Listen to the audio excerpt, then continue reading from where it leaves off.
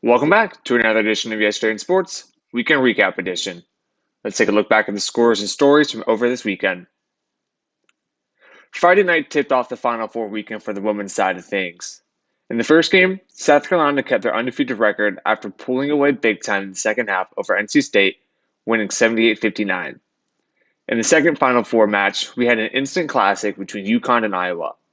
The game went back and forth the entire game and came down to the last 10 seconds, where Iowa and Caitlin Clark were able to hold on and advance to second consecutive finals. Then, in the finals on Sunday, Iowa came out on fire, taking a commanding 27-20 lead after the first quarter, behind 18 points from Caitlin Clark.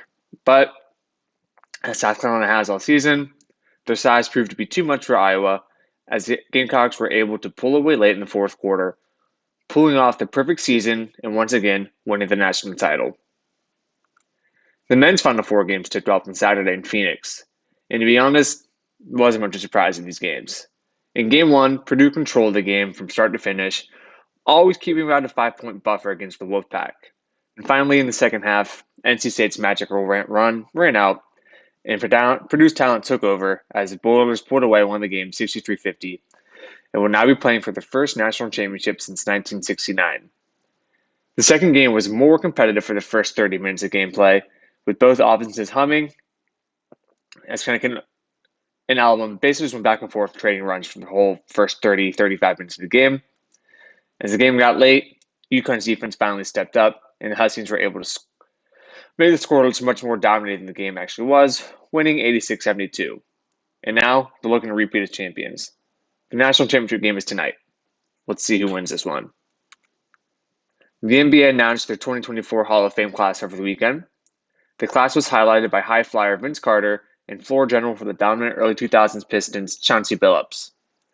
Jerry West will also be inducted into the Hall of Fame for his third time, this time as a contributor to the NBA with his work as an executive with the Lakers, Grizzlies, and Warriors. West was already inducted as a player and a member of the U.S. Olympic team.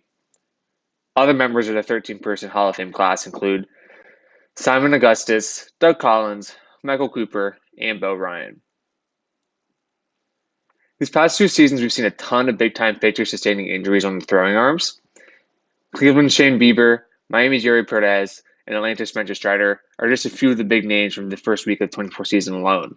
Well, on Saturday, the MLBA Players Association put the blame on these injuries on the pitch clock that was introduced last season.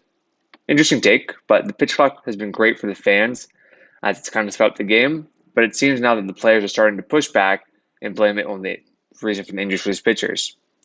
Be interesting to see if the NBA and the MLB will change the clock next offseason or keep it as is.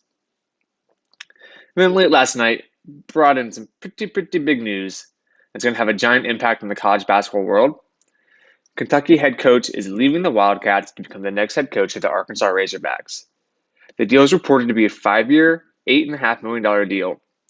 Kentucky fans did not expect this, as just a few weeks ago, Cal talked about building the future for Kentucky basketball. I would say shocked is an understatement here, and now the Wildcats will have to find their next head basketball coach. And I'd imagine just about every coach out there is a viable option. Well, that's all the news and stories from this past weekend. See you guys next time.